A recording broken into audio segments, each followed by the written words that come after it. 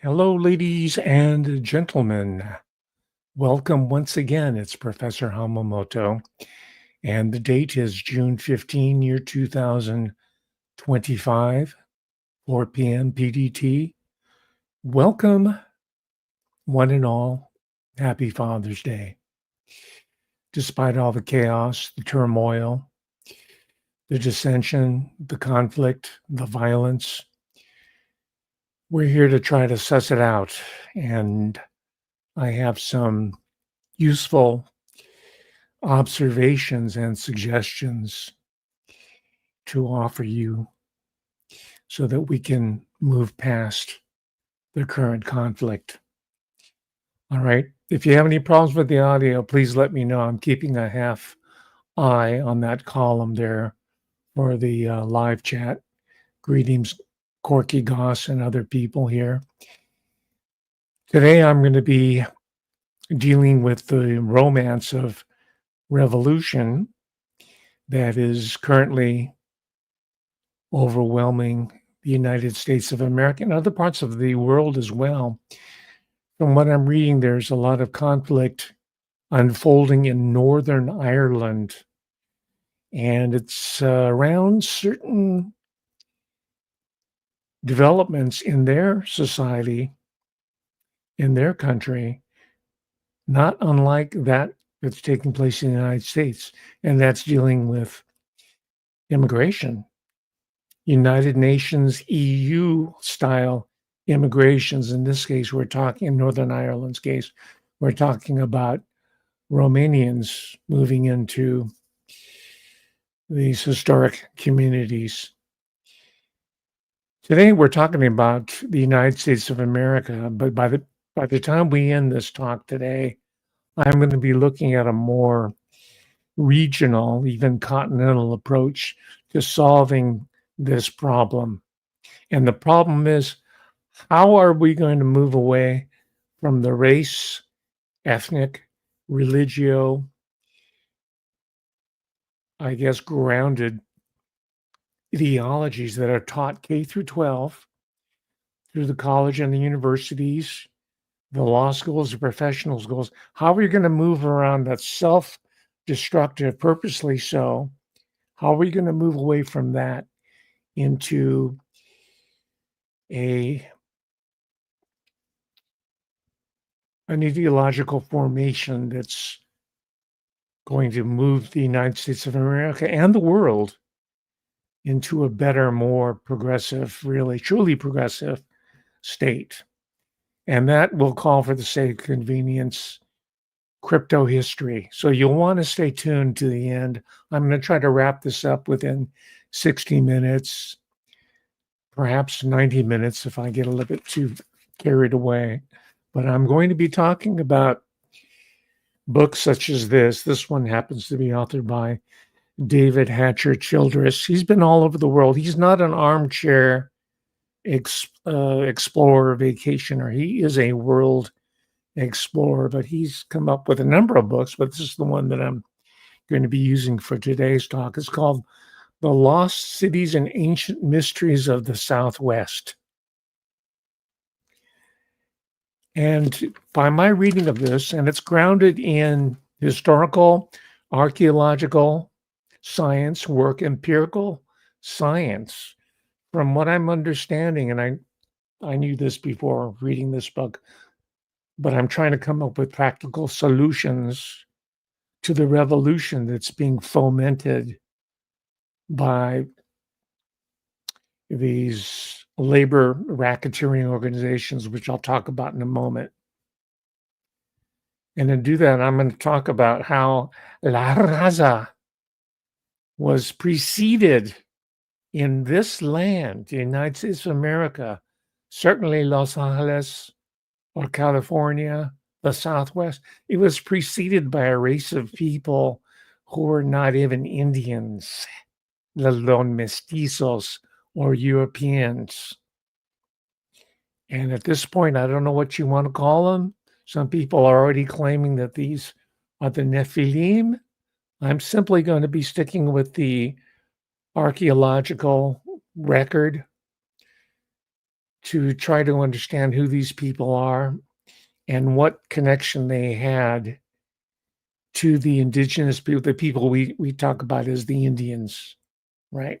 Because part of the claim that the No Kings rioters, it's gone beyond the demonstration level. They're called rioters, if you want to be truthful about it. One of the claims is a claim of indigeneity. That is, we was here first. All you chinitos, you japonesos, you gabachos, white people, you Europeans, you came later. We have claim on la tierra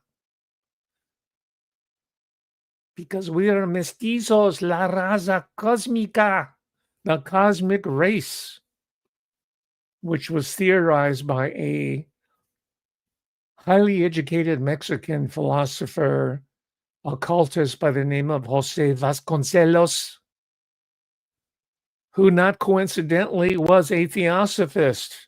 And if you know your theosophy of Madame Blavatsky, there's a racial hierarchy that she set up, led by the tall, great whites. Right. And Vasconcelos, being really a Spaniard, a European in orientation, he identified with the great tall whites of Blavatsky, and he wrote this classic text called La Raza Cosmica, which La Raza in the 60s adopted as the central element of their political platform. They even created or built up through foundation money, Rockefeller, the usual suspects, a lot of monies because they saw that this could be a valuable tool for their own Wall Street investments and for capitalismo in general. They founded organizations like La Raza, which eventually they maybe from listening to me, they got called out on their inherent, by definition, racism, racismo. So they renamed themselves from La Raza to, I'm just exaggerating the accent because I can't really do it. They rebranded themselves from La Raza to Unidos. Right? But it's the same corporate fronted organization running herd over the brown people, the ones that are rioting in the streets. The ones who are going to bear the brunt of all the experimental directed energy weapons and the new gases and whatever else that they're deploying out there and experimenting with. And they're also serving as unwitting experimental test subjects for all the behavioral scientists at UCLA and USC and the University of California, Berkeley, because these are the most immediately positioned social laboratories. They're studying them, their behavior, their social behavior, their motivations, not because they want to quell the problem or ameliorate it, but they want to bank that information for the next go round of the destruction of the United States of America, to turn the United States of America over to the global bankers, the people in Geneva, right? The city of London. I just use Wall Street as sort of a catch-all. That's what's going on in a macro sense, and I'll provide more detail as we move along here. Because this is not being presented to you by, of course, mainstream media is not going to talk about this, but your Indian media, they're just reporting information moment by moment. They're not equipped or able to provide analytical perspectives such that I have dedicated my professional life to doing. That's my specialty, right? But unfortunately, it requires time for me to elaborate these arguments and to provide examples.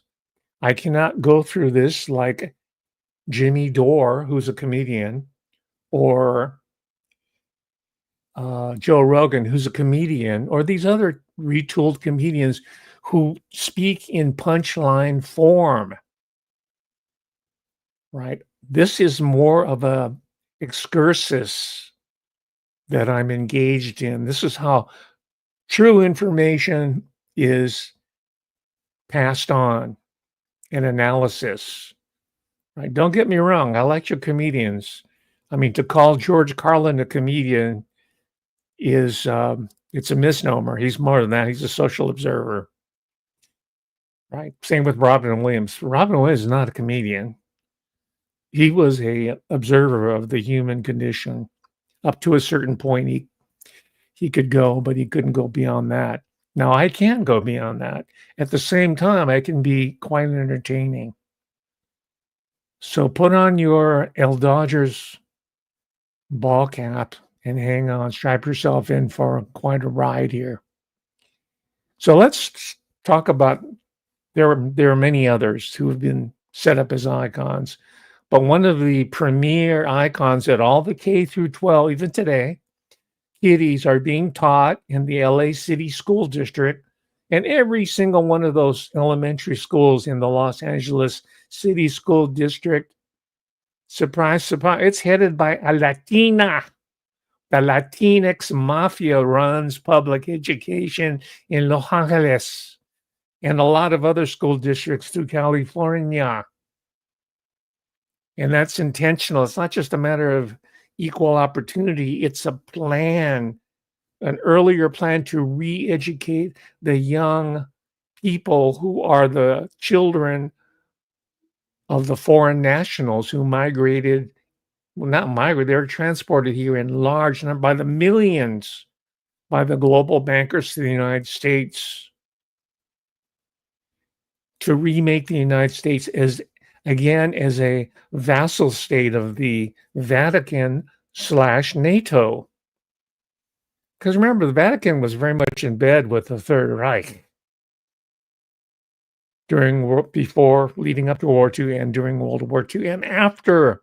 Well, I don't have to go through that with the people in the live stream. You know that history. You know all about Operation Condor and the exfiltration of Nazis to Latin America. You know all that, right? Where's the Vatican? Isn't there a new pope? He's a Latin American pope. They say he's American, but he's actually Peruvian. That's where he did most of his work, right? So here is the icon that all the K through 12 children's are being taught, not just Latinos, the remaining whites who are in public education. Most of their parents have, and they're liberals too. They're leftists and they're liberals. They don't live in the barrio or the ghetto. They live on the west side, and even they got burnt out recently. Their children's go to private school. They go to Loyola, probably parochial school or some of the smaller private schools, right? But the remaining whites, as well as the brown children who are the majority, and the Asiaticos, the Asian kids, and whatever other groups, there may be even a few native people left around, are treated to the same curriculum of romantic chicanismo filosofia headed by Cesar Chavez. The fight is never about grapes or lettuce. It's always about the people. Cesar Chavez was a folk hero and symbol of hope to millions of Americans. In 1962, he founded a union that changed the way farms and farm owners treated its workers forever. He's an American hero.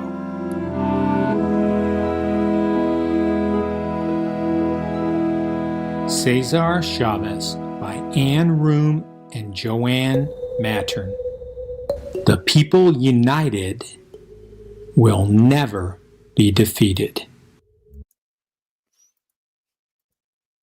And of course, that is one of the more popular sayings. If you go to a demonstration, you're always going, the people united.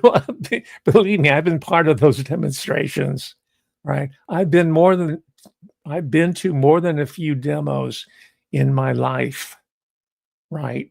I understand leftist organizations. I was part of them. I'm still a registered Green in the state of California, not because I'm a Bernie Sanders fan. I despise him. He's one of those ethnic labor racketeerists who moved from New York City up to the conservative states, right? That was part of the strategy to move from Manhattan, from New York, up to Connecticut, into Minneapolis, to Minnesota, right? All the major cities, and of course, Los Angeles. And now they've been placed in Austin, Texas. I know the father of one of the big cheeses in Austin, Texas. He was my lawyer representing me against the University. He was a Maoist. He's in Oakland. All right, so I'm just telling you this because I have a inside familiarity, or more than familiar experience with this world. You understand that? I'm not an armchair philosopher.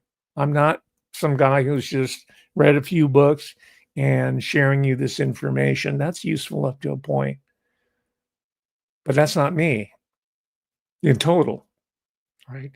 And speaking of Cesar Chavez, he was in the 60s. I was a kid.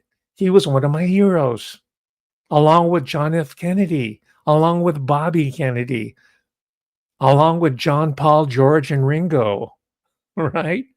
And in my neighborhood, if you go to my friend's house, we didn't call them Latinos or Chicanos, they were just Mexican. If I went to my Mexican friend's house next door, on the wall would be a portrait of John F. Kennedy, Robert F. Kennedy, and Cesar Chavez and Martin Luther King. And these happen to be my heroes as well. Now, they are each flawed individuals. We know that by now.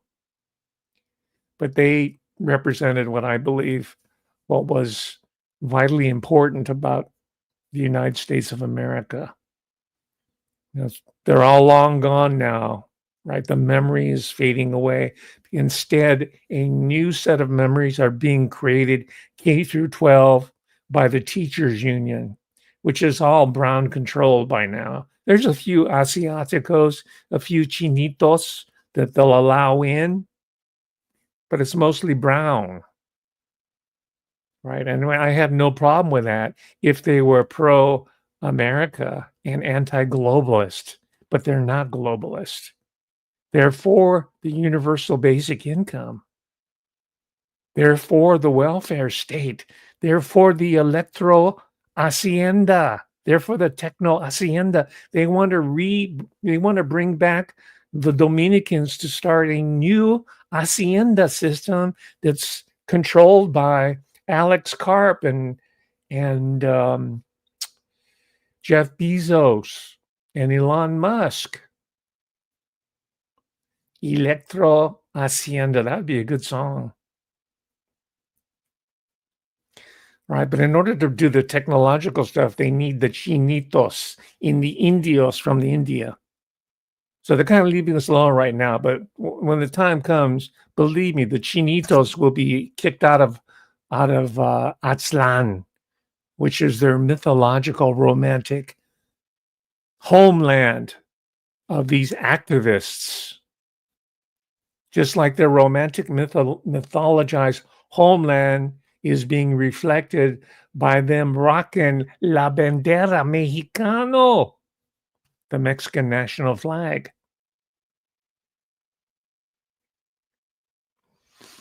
And those activists there, some of them were former incels. There's a lot of comparison, by the way, with the incel movement and those so-called street activists that we're seeing right now who were paid. Of course, we know that. We can assume that. And the receipts are being gathered. Supposedly, Cash Money Patel is going to be investigating it. And he's probably going to find out the FBI itself and the CIA were involved in it from the beginning. So it's like he's going to investigate himself. I don't think so. Right. And then we'll be given this dog and pony show while him and Don Baranarama Bongino is giving us, he's pulling our collective dicks on part of the man that he supposedly was resisting when he was a podcaster. They got lots of splaining to do, as my favorite Latino said, Desi Arnett. You got a lot of splaining to do. Cash Money Patel and Don Bananarama Bongino. Okay, before I move on, I must say the reason I'm talking about the Chinitos and the Asiaticos, I need to tell you yellow people out there who have your head up your yellow arse to pull it out, man. Pull it out. Your brown people, they are not your natural allies just because they're not gabachos or whites. They can be your friend. They can be your neighbors, like my neighborhood. Because remember, you're probably sick of me telling you this, but I grew up in segregation. So I was surrounded by brown and black and hillbilly white people, which is why I have retained a fondness for 1950s country music before it became co-opted by Nashville and became slicked up and became bro country of today. That's not country music. 1950s California had great country up to San Bernardino, all the way up to Sacramento. You got your Western swing bands, you got your hillbilly. It was fan, and it was on local television when I grew up. Okay, so that was diversity, and there were no laws mandating. That's just the way we grew up. But I'm just telling you this is that you got a bunch of educated yellow people. They got to UCLA and they took the ethnic studies courses, and they had to do that in K through 12 so they can pass the admissions exams, which have been dropped. There's no more admissions examination for the University of California. Why? Because the Asiaticos were passing in large numbers while the browns and the blacks were not. I mean, Harvard University is now teaching remedial math because they realized they had to penalize the yellows in order to bring up the other people who they want to control in the techno hacienda of the future run by Alex Karp. So you want a concrete example? Okay, Mexico, historically, this is the country Mexico, Estados Unidos de Mexico, which I told you more than you want to hear. I've been to many times, all the way from Tijuana multiple times. My parents used to take us down there. It was like a family trip. It was a day trip to go to Tijuana. And I would go there and I would stock up on firecracker, not M50s and cherry bombs like they're throwing at the police on the streets of Los Angeles, but just little tiny black hat firecrackers that, are made in China and they smuggle into Mexico. I would bring them back home and sell them to my friends or play with them, little fire. I mean, they were so weak, you could hold them in your hand and light them and they'd blow up. And I buy some switchblades and sarapes, huaraches, sandals, the leather sandals that had little tires. They were cut. The Beach Boys reference huaraches sandals. I'm sorry, huaraches. So that, so I can't, I understand now. Oh, wait, now I haven't been down to Chiapas, that far south. I haven't been to the Yucatan Peninsula, but I've been to Oaxaca. So I know the Pacific side as well as the Los Padres Island, that part, the Gulf parts of Mexico. I am familiar, but as a tourist, I never lived there. But at least I've been there. I don't know how many Latinos or Latinx or brown people have been to the Asian world. Probably the closest they've been to the Asian world is Panda restaurants. Right. So historically, the Mexicanos and the people, I assume, that migrated beyond the multi-generations have retained not necessarily hatred, but a dislike for people who look like me, yellow people, who they refer to generically as chinitos, right? I'm Japonesa, right? But just like in America, if you're an Asian person, you're all lumped in as being a Chinaman, right? So just a little bit of a background on the anti Chinese, specifically hostility that Mexico shared with the United States of America, which it got so bad that they barred Chinese specifically by an act of Congress in 1882. Most of you know this. At least you learned it in class. And those restrictions were there until 1965, till recently. That's why there's relatively fewer East Asians in all the power institutions of America. That's changing slowly. But we have this lost couple generations in there because we were excluded from the country. I'm talking about the yellow people. So here's how they were treated in Mexico. Way by the Chinese. When the cotton market collapsed in 1920, however, many of these Chinese drifted to other parts of Mexico or went back to China. The numbers of the Chinese in northwest Mexico were never very large. A U.S. Commerce Department report of 1923 estimates the West Coast Chinese population at 3,500, with the largest colonies at Guaymas and Mazatlan. Nevertheless, by the 1920s they had come to control a large part of Sonora's commerce and small business. From penniless laborers, the Chinese had become prosperous businessmen. Espinoza lists 20 large industries, 30 tailor shops, 50 bakeries, 72 restaurants, 36 hotels, 80 laundries, 50 meat markets, 14 sweatshops, and 13 cantinas run by the Chinese in the state. Some indications of their prosperity can be seen from the fact that their losses were estimated at $10 million when they were expelled in 1931. Withdrawal of the Chinese deposits at that time caused the Bank of Sonora to close. In 1931,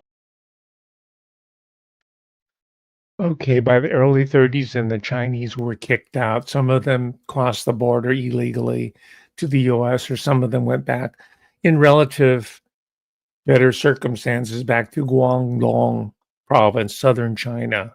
By the way, in Guangdong, that area, they had already had generations of overseas travel and settlement, right? And repatriating money back to the Chinese. That was part of the international global trade of the time.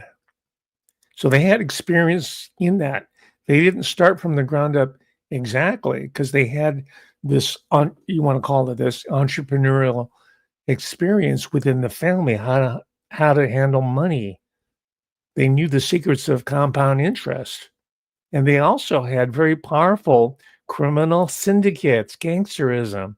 Because remember, back then, opium was not illegal. So that's part of the story as well. So you see this notion that your Asian people and your brown and black people are all together and whites are all together, brothers under the skin, as someone put, I think it was Carrie McWilliams. It's a nice utopian romantic dream, but where the rubber hits the road, it's never been that way. I mean, it's good that we can aspire to that. And I think we can get there, by the way. I'm not ruling it out, but we're not going to get there by following the K through 12 college university DEI woke curriculum that's actually the globalist House of Rothschild banker curriculum used to fragment countries, including the United States of America. I'll get to that in a moment. For the most part, Chinese, Asian people, Japanese immigrants as well, not only were they not allowed to become US citizens, but as such, they were excluded from the labor unions.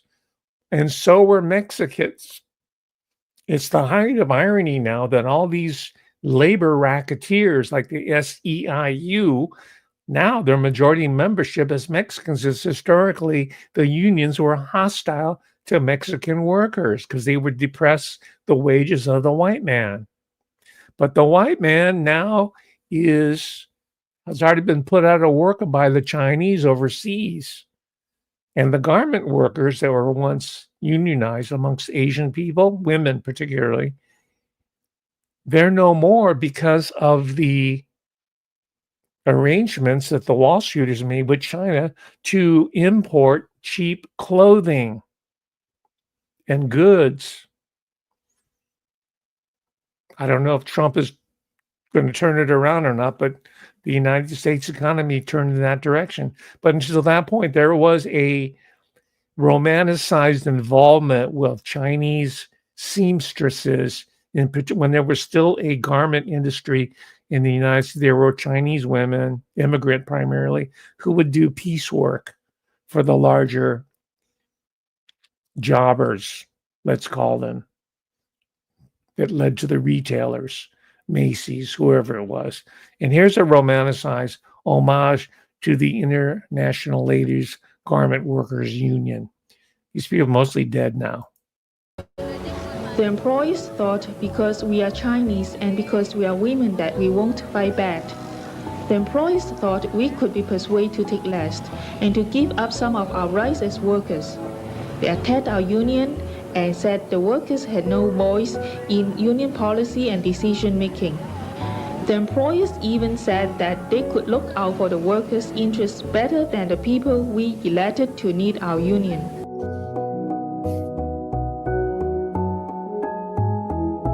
But we really enjoyed those days, walking up and down with the organizers and sweating around. The other thing we did in the shops, though, was to go around when we had a rally or a picket line or a demonstration and stop the shop and get everybody to come down to the rally. So that was fun too. Yeah, that was way back in '82. All those people are either retired or dead. And as I've already alluded to, the whole garment industry was offshored to China. And there it remains, ladies and gentlemen, right? And that is one of the weaknesses of trade union consciousness, as the Marxists like to call it. But the trade union leaders don't really care because while they're organizing all these immigrant ladies, or in certain cases men, in the case of the United Farm Workers under Cesar Chavez, the union leaders are making tons of money. I'll give you one contemporary example. The head of SEIU, the Service Employees International Union, who was arrested briefly, his name is David Huerta, or David Huerta. I looked online to see what he makes, and I figured it was going to be in the six figures, but he's making $180,000 a year, including his base salary and all the different perks and benefits. I think he's probably making more than that. Plus all the sex he can get from all his assistants and all that. These places are like hotbeds of sexual intrigue.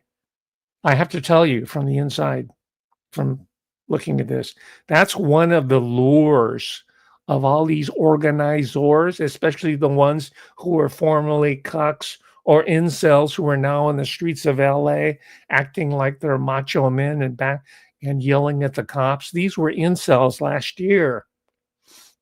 They were like Elliot Roberts, but now they have cojones because they're getting paid to talk back to the man at a distance.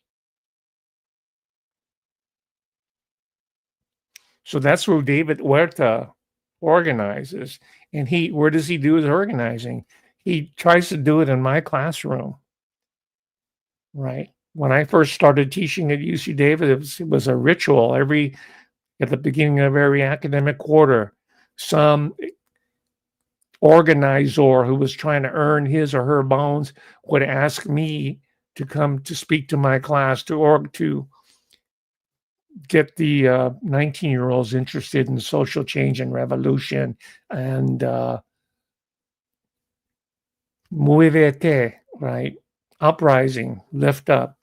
And I said, no, thanks.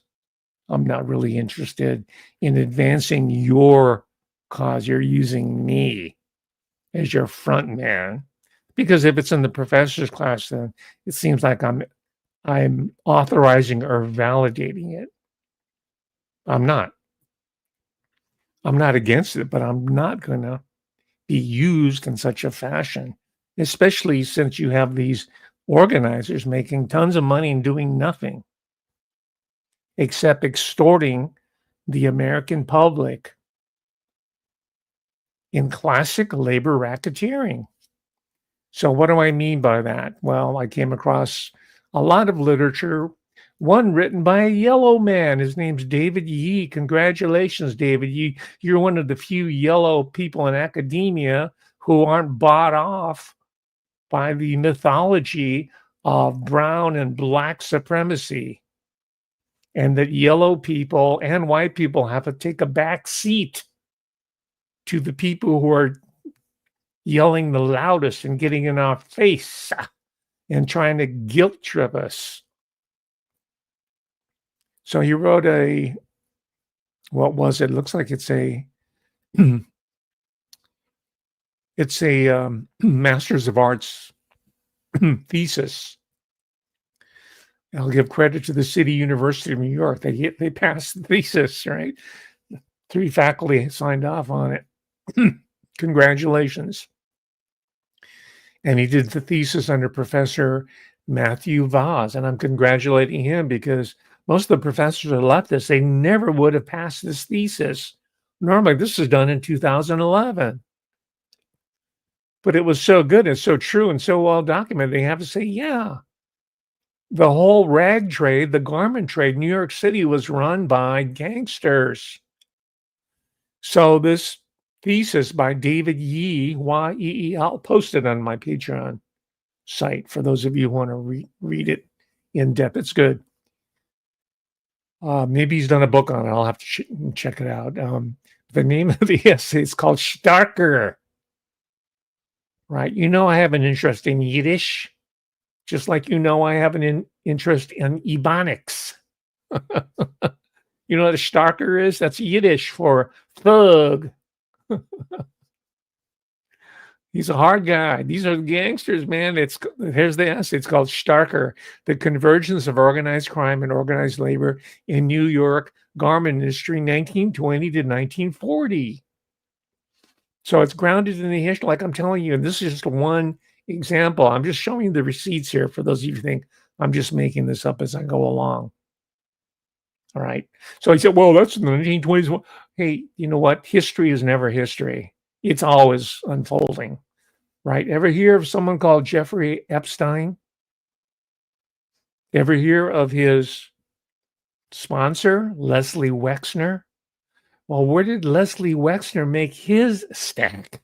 Yes, the garment industry, the rag trade. That's Leslie Wexner. That was his mama's business. That's retail. That's why there are Jews in the garment. That's their world. That's their business.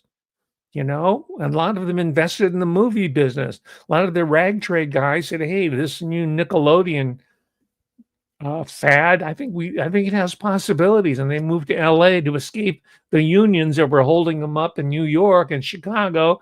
They moved to LA and set up shop there until the Chicago mob came in there and extorted them.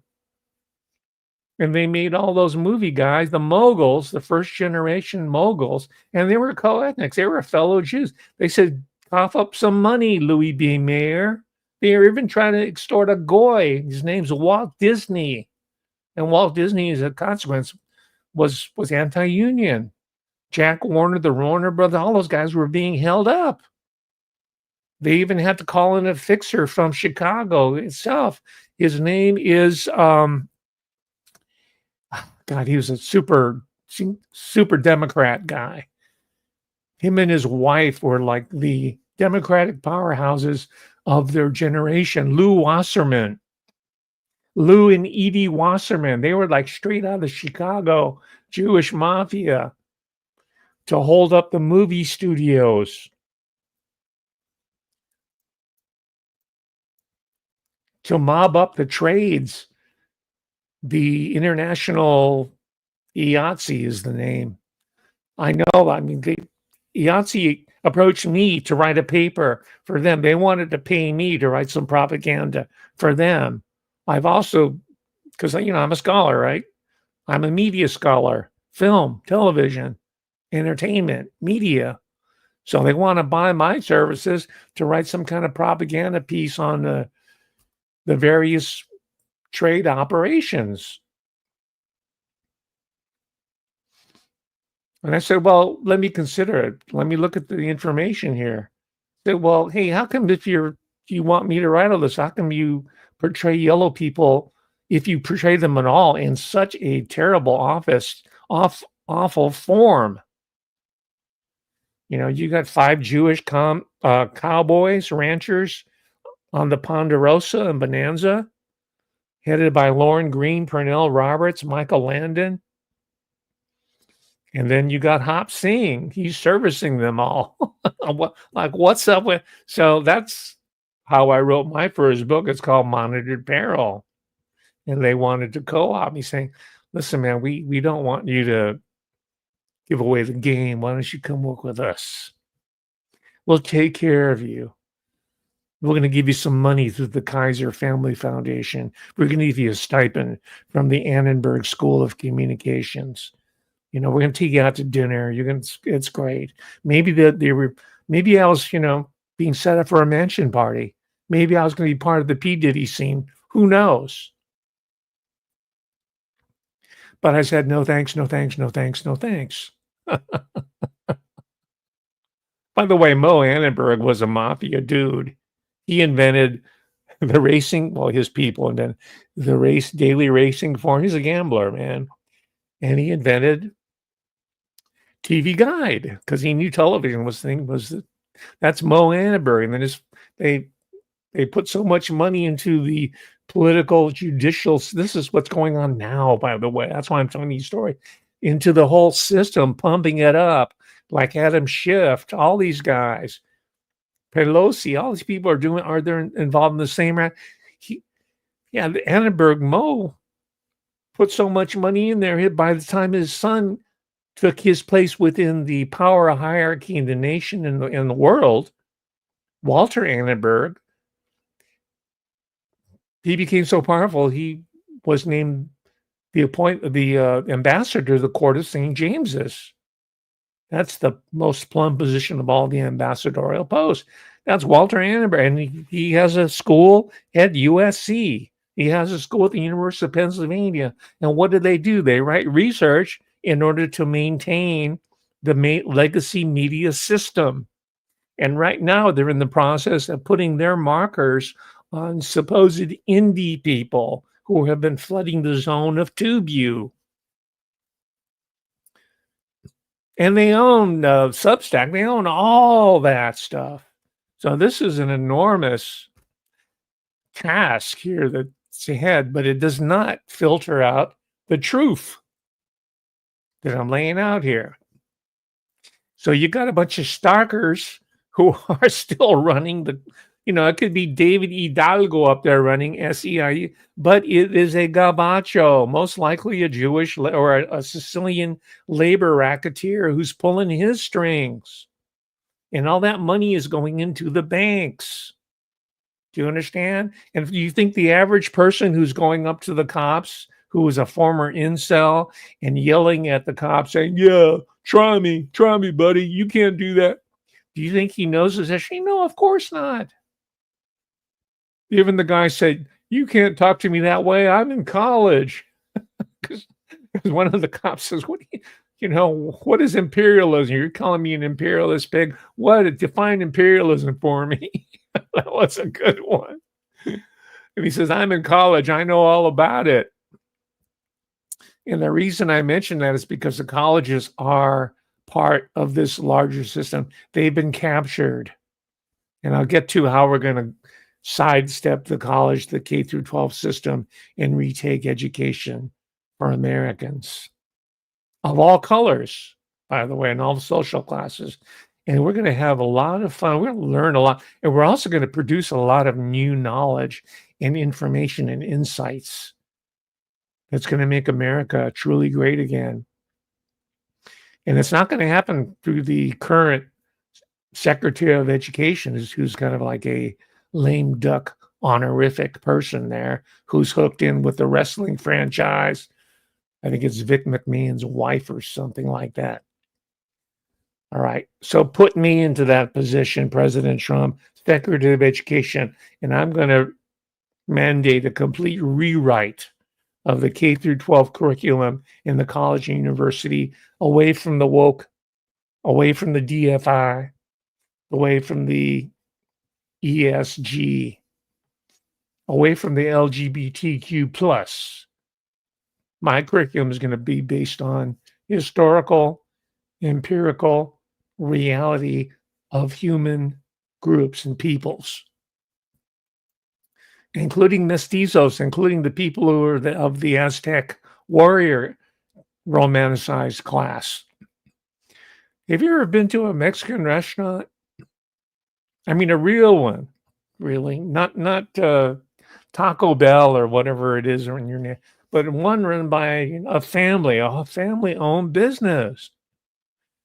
There's always a oil painting on velvet of an Aztec warrior with an Aztec princess in his arms. Like, it's like right off the cover of a romance novel. Check out that painting. It's always oil on velvet. This is how these incels have been reprogrammed to view themselves. They're powerful Aztec warriors preserving Azteca for La Raza, for Mestizo, La Raza Cosmica. So let's get rid of all the gabachos. Let's get rid of all the chinitos. Let's get rid of all the negros, the mayates, as they call them. We want racial purity, just like Jose Vasconcelos mandated in La Raza Cosmica. And as I told you before, I went down to Mexico, one of the best cities in the world, by the way. Distrito Federal, Mexico City. Go check it out. Go down there. Right. It could be sketchy, but it's no more dangerous than going to LA. Go there and go to the Zocalo. It's the central city square. It's all beautiful. The architecture, well, wonderful. They've got all the iglesias, the churches. They go back like 5 centuries old. You can see established 1540. It's like, it's mind-boggling. And you can see the archaeological digs of Tenochtitlan right there. There's a museum, right? But there's also a building there. It's a Ministry of Education. Go inside the building. You have to enter a certain area. It's not secure, Anybody can walk in off. No, nobody does, because it's the Secretary of Education building. Only someone like me would go in there and poke around. But there's all these great murals. That's Mexico, right? I mean, they're known for their murals. So you see the David Siqueiros and the Diego Rivera. You see all those murals up there in the Ministerio de Educación. And that's where Vasconcelos was like laying out his whole idea of this new Mexican race. Yeah, there's a lot of eye candy in Mexico, both in natural beauty and the constructed, both pre-colonial as well as Spanish and Mexican and imperial and beyond. So definitely, check that out. Mexican people who are descended from Mexico, they have a lot to be proud of.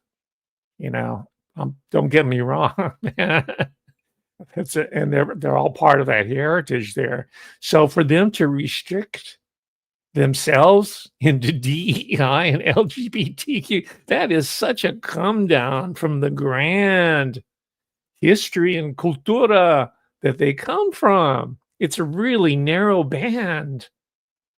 They got to open up, and like I said, I have a proposal before how we're going to accomplish that. right? And then the brown people are going to dig it. The black, the brown, the white. Everybody is going to like my proposal. Okay, let me just briefly show you an outside source. He was a capo himself of the Colombo family, a YouTube personality who I respect, and I watch him frequently. Michael Francis, he himself says, yeah, the unions were all mobbed up. Certainly by the time he was there, all the battles, all the killings, and the murders had been pretty much done. They were still having their little wars, but they were all wrapped up, and that was already they were already at the core of the American economy, right? Just like they are now. They're trying to renegotiate it right now. There's this battle between where the economy is going to go. Are we going to go to the AI hacienda economy run by all the Latinx administrators, or is it going to be a human-based advanced economy that's being presented? It's our choice. So here's Michael Francis very briefly. Well, when Take it you're with that. talking about windows, you're talking about, contractors Yeah. in New York. Uh-huh. Yeah. Well, look, it could have been windows, could have been doors, could have been doorknobs, could have been anything. It didn't matter. Whatever you can get your hands on at that point that, was profitable, you did. Just so happened that we had a deal where, and unions helped us out on that any window that went into any building in Manhattan, you had to pay a tariff to us on. That was it. So, But why? Like what? because you had to. That's it. That's good. You want windows, you had to pay. I got to use that. Is that guy really that stupid? You want to do business, you got to pay, right? You pay taxes, don't you? Yeah, you're paying it. You're paying property tax, income tax. You're paying tax when you buy something from Taco Bell, right? The people on the street here want to tax the middle class because we're the ones who pay the income tax to subsidize their new vision of the Techno Hacienda universal basic income system that they will benefit from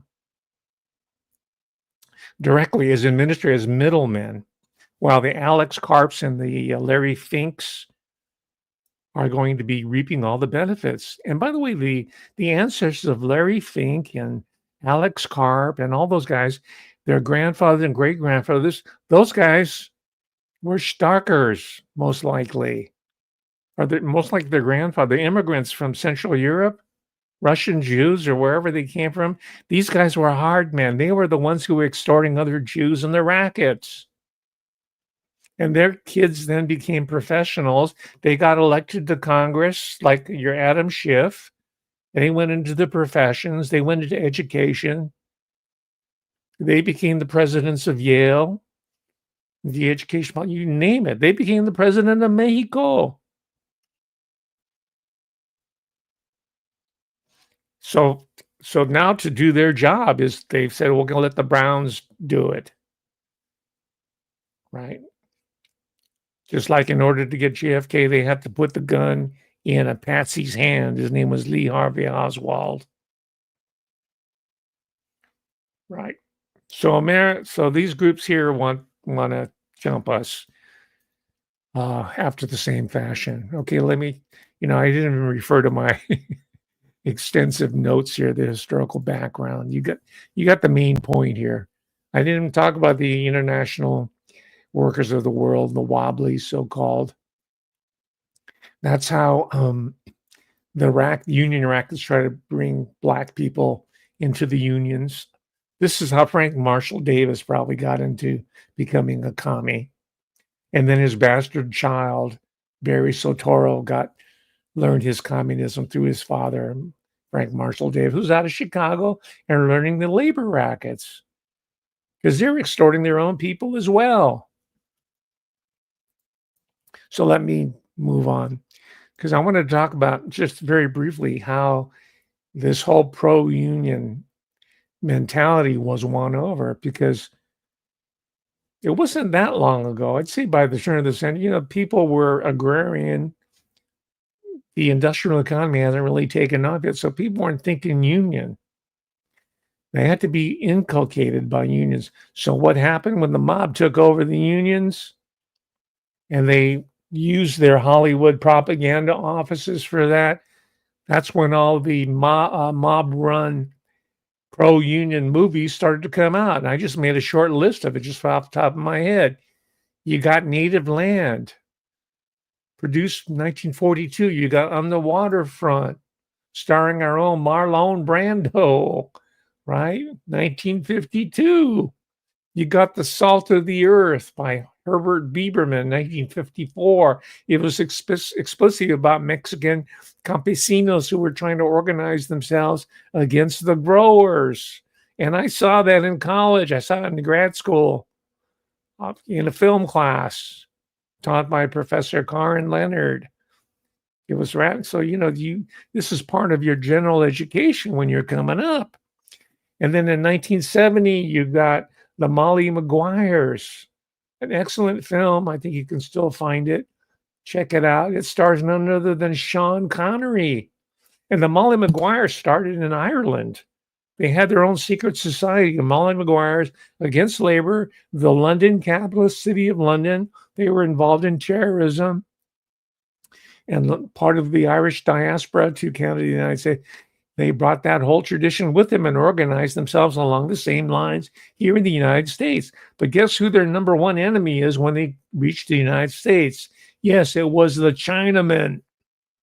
It was the Irish immigrants who were the most rabid foes and enemies of the Chinamen, just like the Mexicans were.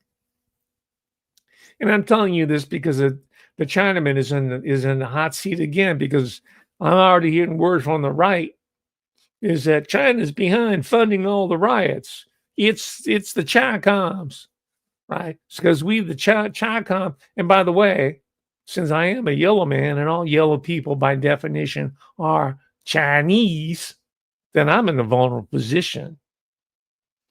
Because when a brown thug or a stalker comes up to me, a vato loco, and wants running up on me, I'm not going to, hey, yo soy japonesa.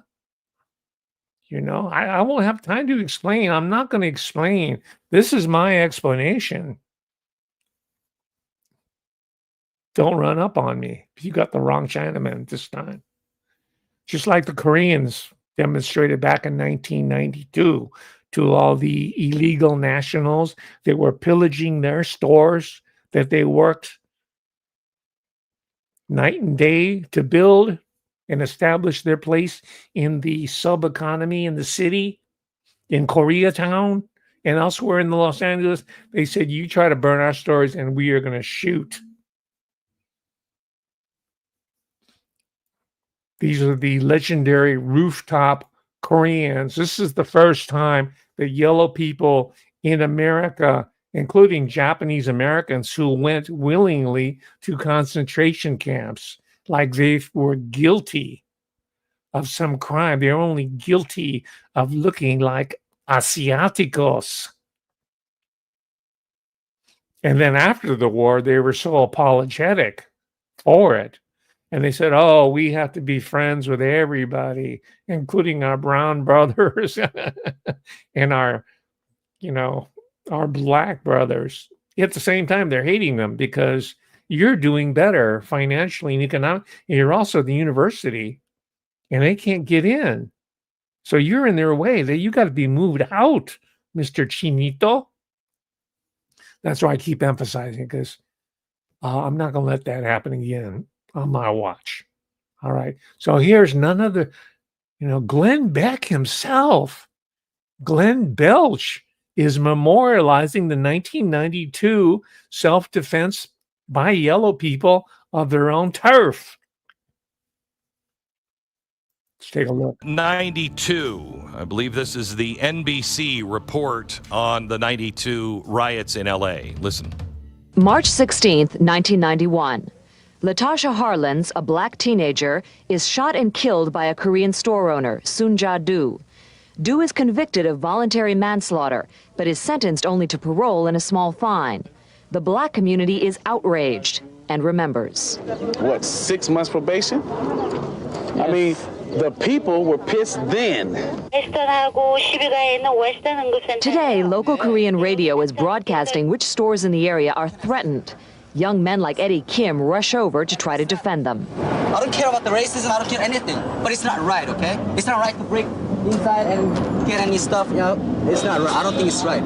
Hee Lee spent last night and will spend tonight guarding his appliance store. A small battalion of employees and relatives will try to help. I only have one shotgun. That's all I have. What do they have? They have hundreds of crazy people, hundreds of crazy young people with lots of guns. After the destruction, many Koreans have lost all faith that the authorities can protect them. We have one of those Koreans that were protecting people, Tony Moon, a rooftop Korean from 1992. Welcome, Tony. How are you? I'm doing well, Glenn. Thank you for having me on the show. It's a pleasure. I got to tell you, what an honor to have you on. Can you take us through the experience that you had in the 92 LA riots? Of course. I was 19 at the time, and I was fairly similar, a little familiar with Latasha Harlins' verdict, but being 19, I wasn't really plugged into politics or current events. And then when things blew up after the Rodney King verdict, it came down on a Wednesday, is when we saw the outrage from the black community. And that's what it was in 92. It was basically a community that had legitimate reasons to be upset.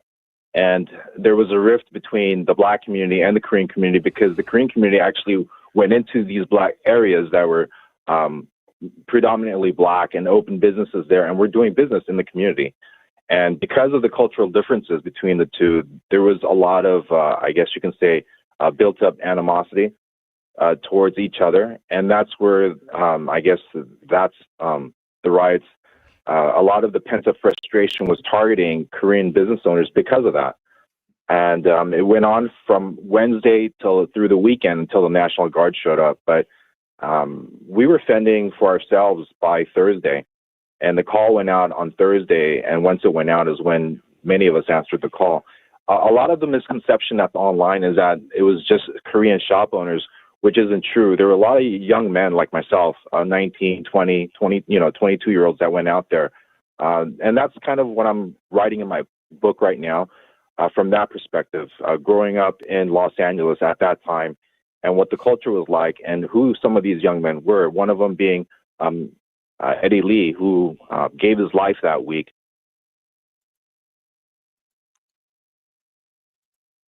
Well, you can watch that on TubeView.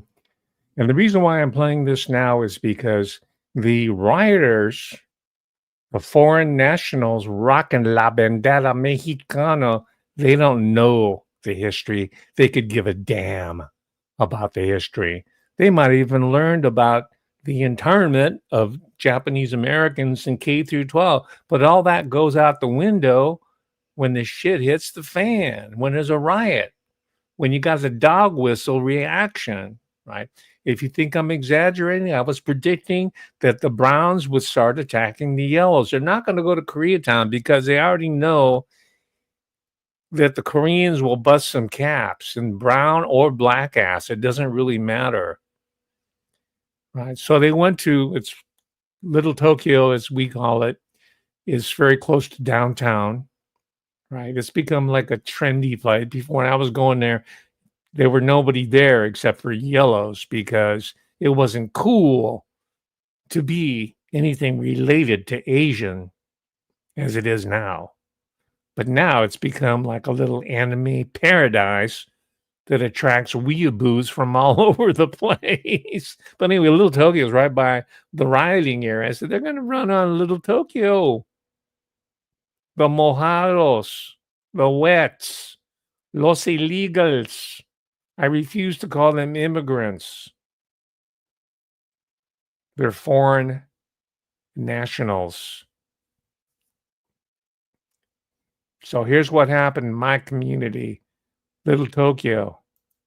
Much collateral damage from the raids, the protests, and the violence. For instance, LA's Little Tokyo, a historic immigrant community, has been heavily vandalized. But as Eyewitness News reporter Rob Hayes shows us, the turmoil has also created an opportunity to find some common ground. ICE raids may have lit the fuse, but ICE didn't pay the price. Cars were burned, businesses were looted, and logic disappeared. Case in point, the Japanese American National Museum. Our museum is a beacon, is a champion for social justice and civil rights. It was also one of the places hardest hit with graffiti during the protests. Museum board member Bill Fujioka says he's dumbfounded. A museum built on the spot where thousands of Japanese Americans were shipped off to internment camps would be targeted by so-called immigration supporters. What's happening now is an element has come into this peaceful protest to just cause destruction, havoc, and with just madness. But amid all this graffiti and damage comes redemption. This morning, a small group of people who were part of the protests the last few days showed up this morning to help clean up the mess left behind, a mess they say they don't support. Susan Chakarl and a handful of demonstrators reached out to the museum and Little Tokyo community leaders looking to right what they say is a wrong that came from the hands of a small group of instigators. This museum is a testament to when United States citizens who were Japanese Americans were incarcerated during World War II. Nobody should be touching this building. Brian Keto runs a Little Tokyo shop that's been in his family for more than 120 years. He too supports peaceful protests, but wants the demonstrators to stop randomly targeting businesses. It's really hard to support them when we're getting beat up by them. But with more demonstrations expected, the hope is that the Little Tokyo community and its famed museum will escape more destruction.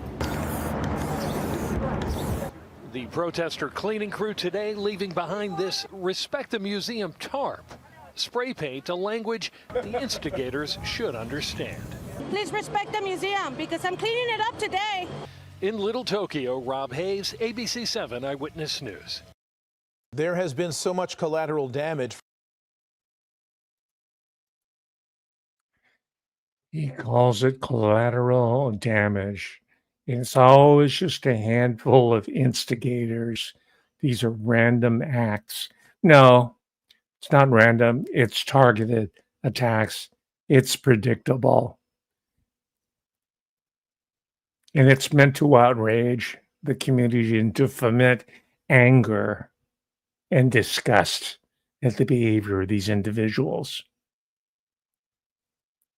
All right.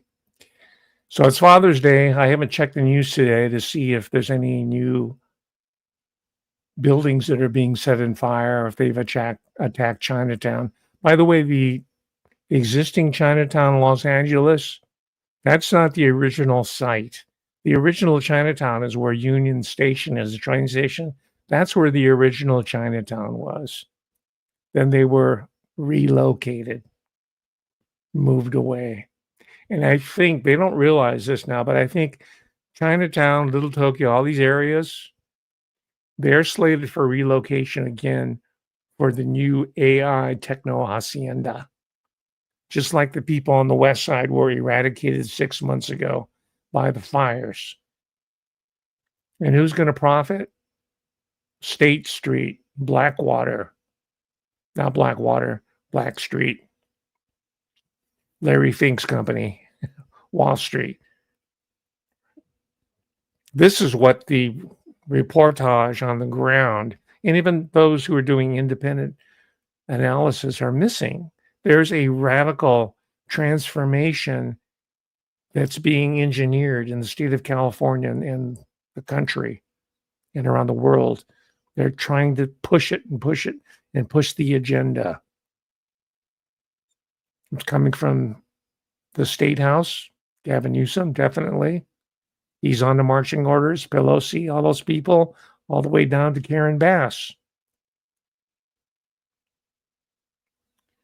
The only bright blip on the screen, it seems that there's a white heterosexual male as the police chief of Los Angeles. can't remember his name, O'Neill, I think it was. Yeah, they figured, Karen Bass and the people figured, you know what? There's going to be a huge action in the springtime in June, and we don't want another lesbian woman as police of chief to get all the heat. I don't know what the thinking was, but she's gone. I think the lesbian fire chief is gone too, so far as I know. But there's still a lesbian black woman who's running LA. She's a longtime supporter of Castroismo through the Venceremos Brigade. She made several trips to Cuba.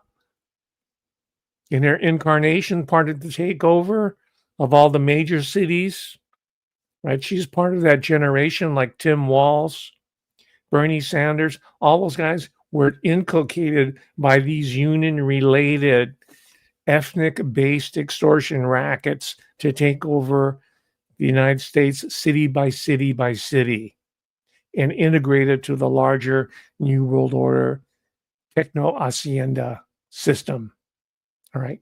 So before you leave me, I just wanted to, and this is going to take a entirely complete talk on itself, but I promised you that I would talk a little bit about my proposal to get away from this self-destructive engineered agenda that's based on race and ethnicity, and in this case, la raza, the fictional theosophical racist dogma that these people are operating by.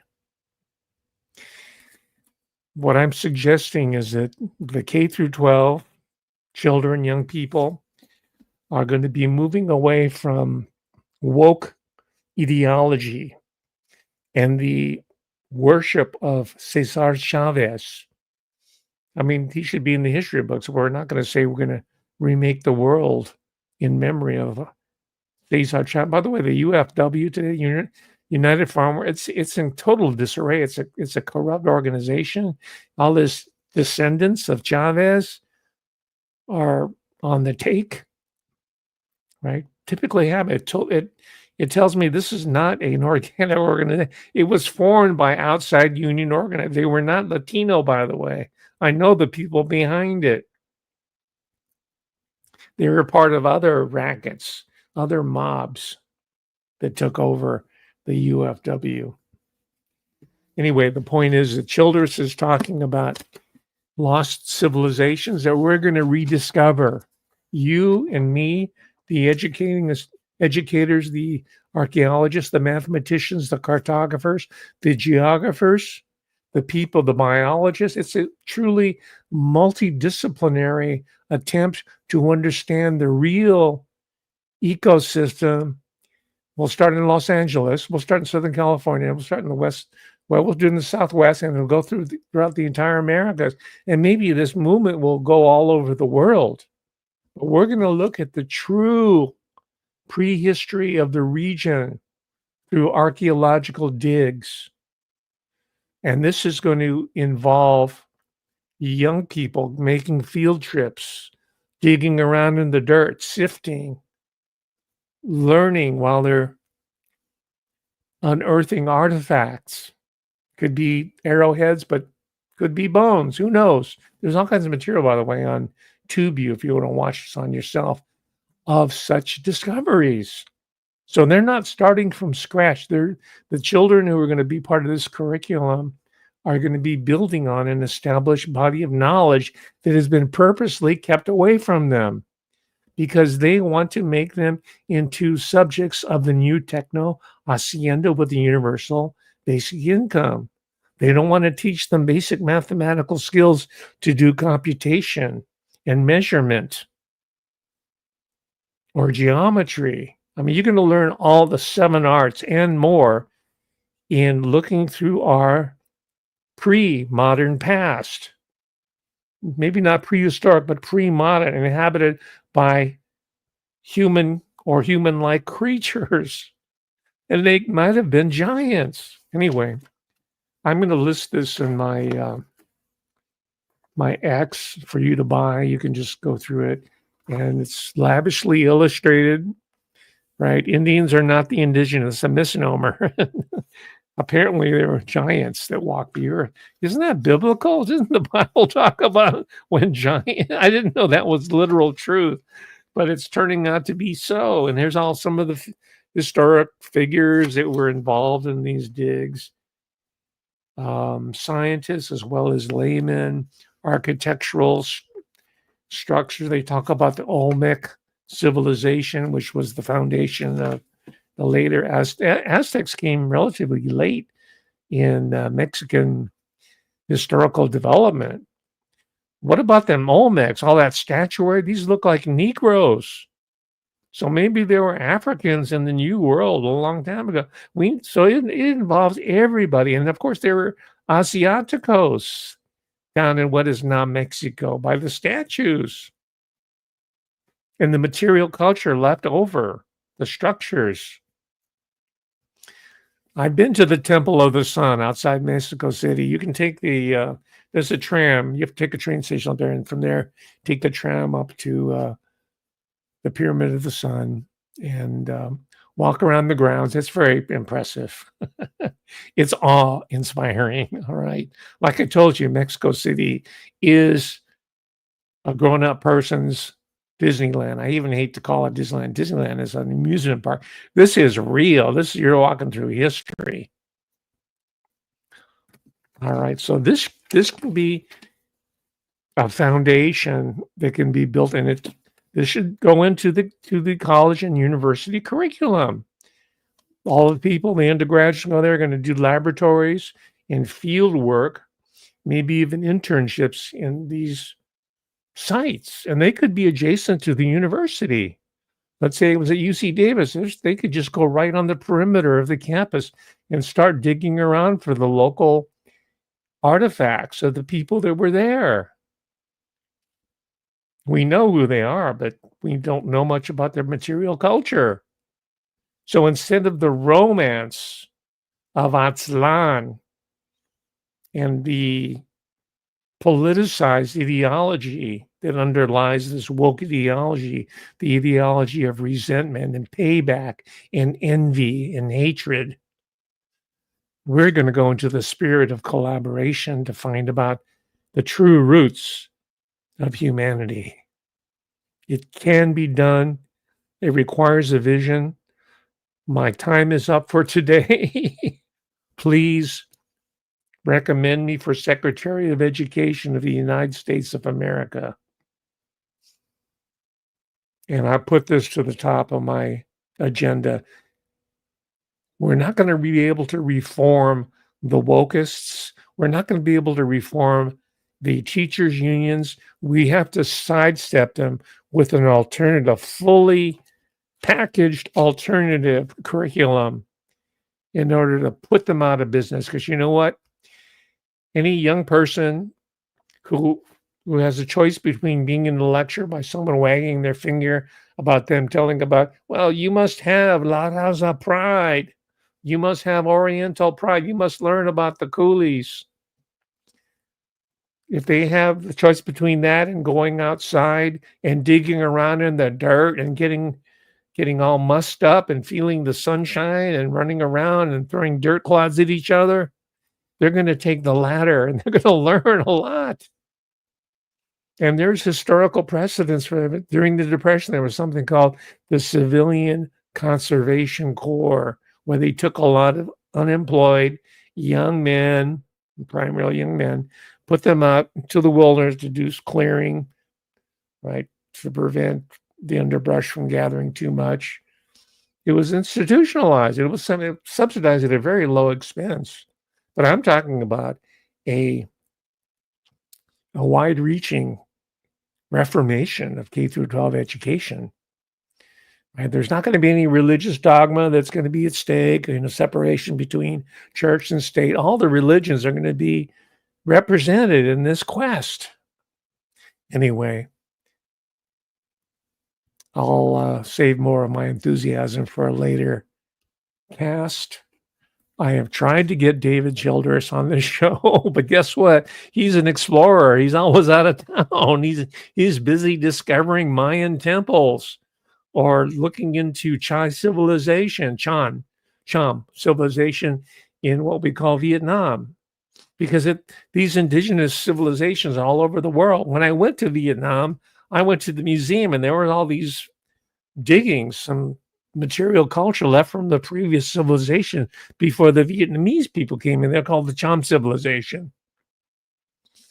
And a lot of their statues look very Olmec-like. So maybe there is a world, I don't know. But certainly we can't leave it to Eric von Daniken or these other people who have all these other speculative theories, right?